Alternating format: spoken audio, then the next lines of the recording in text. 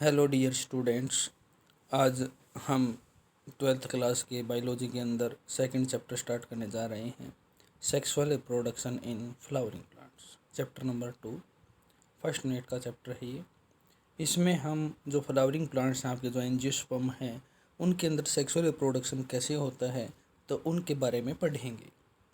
तो जो आप ये भी डायग्राम में देख रही है, फ्लावर है एक, ठीक है। ये दुनिया का सबसे बड़ा फ्लावर है जिसका नाम है रेफलेसिया एर्नोल्डी, ठीक है। तो ये फ्लावर जो है दुनिया का सबसे खूबसूरत और हम ये बोल सकते हैं कि लार्जेस्ट फ्लावर है वर्ल्ड के अंदर, और इसका नाम है रेफलेसिया एर्नोल्डी, ठीक है बेटा। आगे जो आप देख रहे हैं ये दानेदार जो इसमें डायग्राम में दिखा रखा है, एक्चुअल में ये ग्रेन्यूल्स लाइक स्ट्रक्चर जो दिखाई दे रहे हैं ये एक्चुअल में फ्लावर है।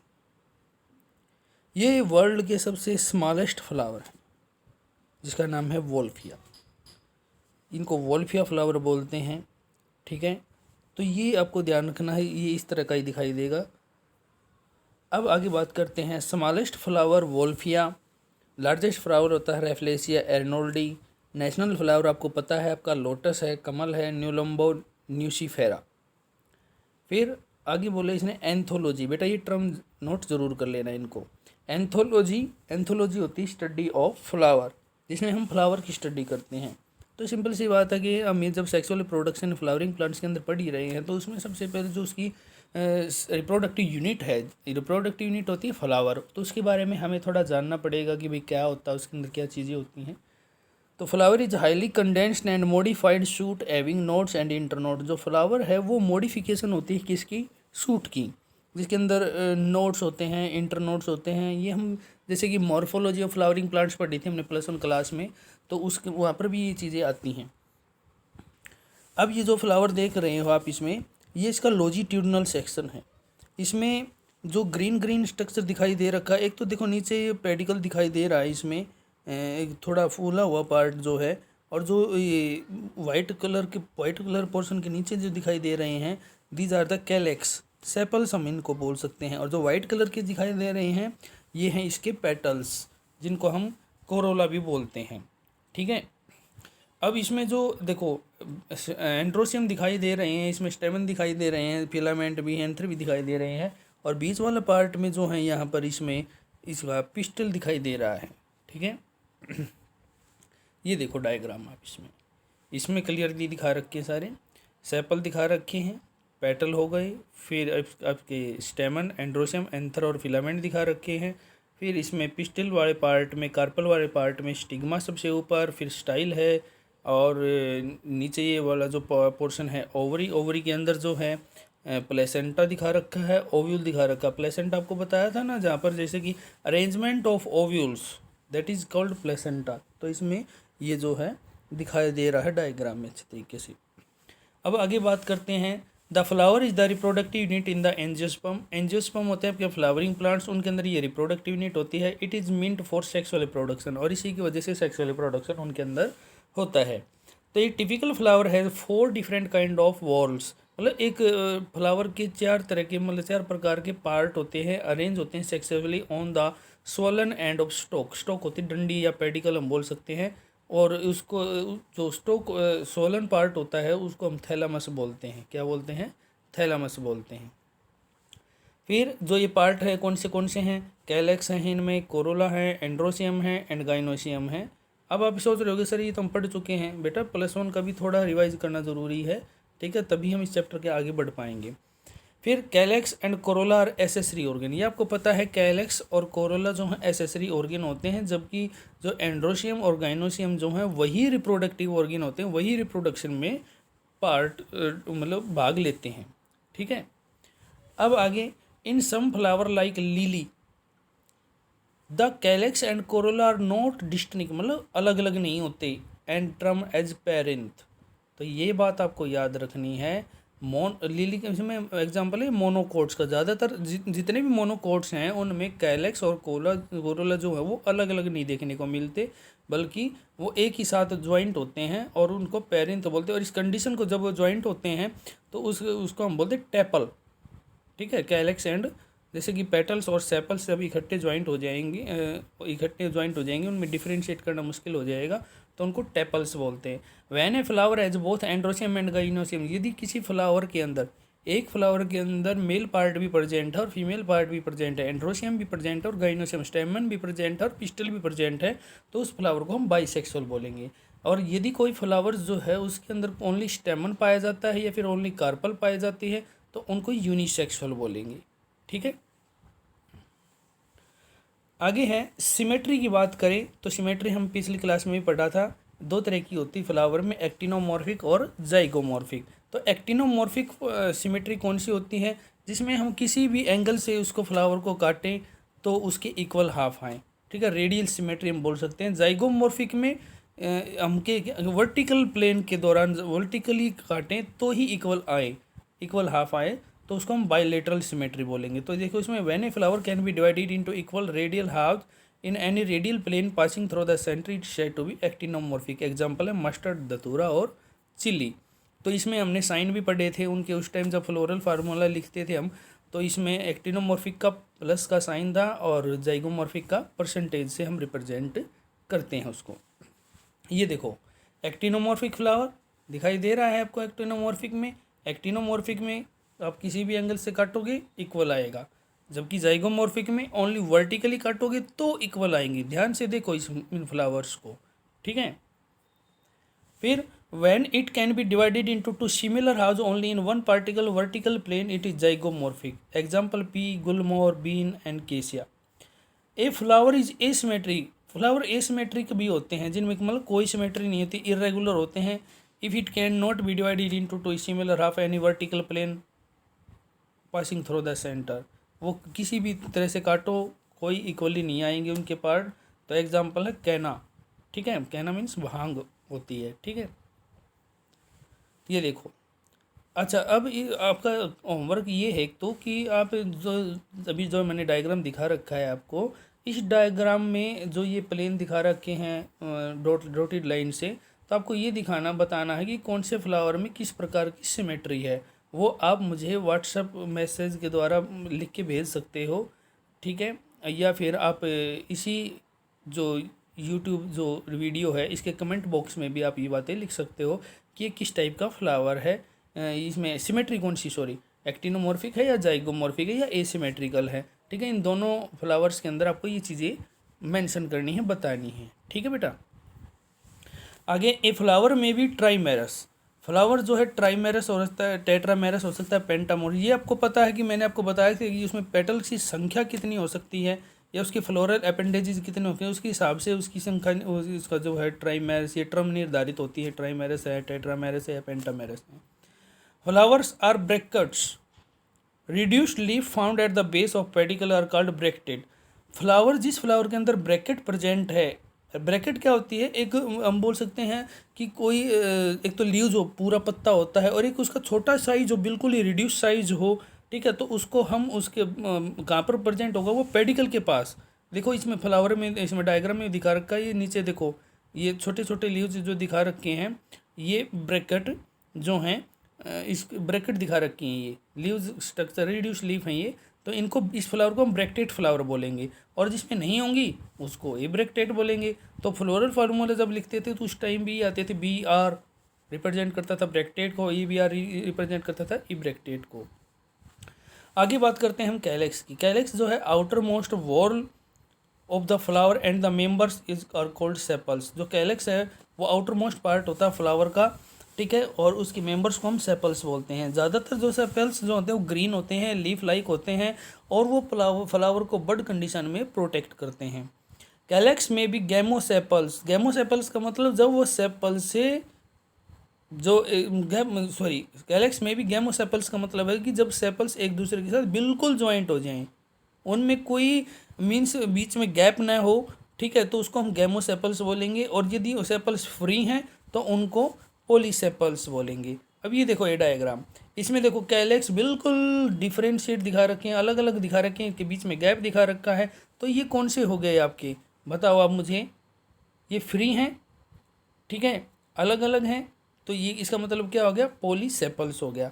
ठीक है, और इसमें ये ज्वाइंट हैं, तो ये क्या हो गया, गैमोसेपल्स हो गया। ठीक है, इसमें देखो बीच में बिल्कुल भी गैप नहीं इस फ्लावर के अंदर, एक कैलेक्स ट्यूब फॉर्म कर रहे हैं, कैलेक्स। आगे corolla, corolla is composed of petals, petal से बना होता है। Petals are usually bright coloured होते हैं जो अट्रैक्ट करते हैं इंसेक्ट्स को फॉर पोलिनेशन।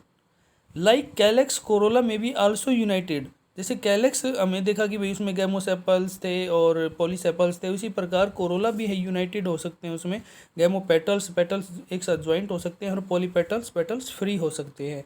तो इसमें देखो आप, इसमें आपको जो है ये क्लियरली दिखाई दे रहा है कि जो ये पेटल्स हैं वो फ्री हैं, बीच में गैप है इनके, तो ये पॉली पेटल्स हो गए। ठीक है, और जो दूसरा है इसमें देखो आप बिल्कुल भी गैप नहीं है, यूनाइटेड है पेटल्स, तो गैमोपेटल्स हो गई है। ठीक है, अब shape and colour of Corolla very greatly in plants, जो शेप है और जो कलर है पेटल्स का वो प्लांट्स के अंदर अलग अलग होता है, और ये ट्यूबुलर फॉर्म में भी हो सकते हैं, दिखा रखे हैं डायग्राम में, जैसे कि फनल शेप के हो सकते हैं या व्हील शेप के हो सकते हैं, अलग अलग शेप हो सकती है पेटल्स की। अब है एंड्रोशियम की बात करते हैं, एंथर इसमें स्टेमन की बात करते हैं। तो स्टेमन में देखो क्लियरली दिखाई दे रखा है, ये ऊपर वाला पार्ट एंथर होता है और एंथर के दो लोब दिखा रखे, बीच में दरार दिखा रखी है, और ये जो एक डंडी सी दिखा रखी है येलो कलर की, ये इसको फिलामेंट होता है। ठीक है, ये देखो एंथर हो गया और ये नीचे वाला फिलामेंट पार्ट हो गया। अब इसमें आपके जो एनसीईआरटी का ये डायग्राम है, ये इसमें देखो लाइन ऑफ डीहेसेंस, जहाँ से फटता है कोई भी एंथर उसको डीहेसेंस बोलते हैं, लाइन जहाँ से फटेगा ये। और ये पोलन ग्रेन्स दिखा रखे हैं, इसमें पोलन सैक क्या होते हैं जिसके अंदर पोलन ग्रेन्स भरे होते हैं, नीचे फिलामेंट दिखा रखा है और ये एंथर दिखा रखा है ऊपर। अब एंड्रोसियम को थोड़ा हम डिटेल में पढ़ते हैं। एंड्रोसियम इज कंपोज्ड ऑफ स्टेमन, स्टेमन से बना होता है। इस स्टेमन which represent the male reproductive organ, हर स्टेमन जो है मेल रिप्रोडक्टिव ऑर्गेन को रिप्रेजेंट करेगा। उसके अंदर एक स्टोक होता है, फिलामेंट होता है और एक एंथर होता है। Anther is usually bilobed, anther जो है बाइलोब्ड होता है, उसमें दो लोब होते हैं और हर लोब के अंदर दो चैम्बर होंगे जिनको पोलन सैक बोलेंगे। ठीक है, और पोलन सैक को माइक्रोस्पोरेंजिया भी बोल सकते हैं, जिसके अंदर माइक्रोस्पोर्स भरे होते हैं। माइक्रोस्पोर्स को ही पोलन ग्रेन बोलते हैं। Pollen grain are produce in pollen sac.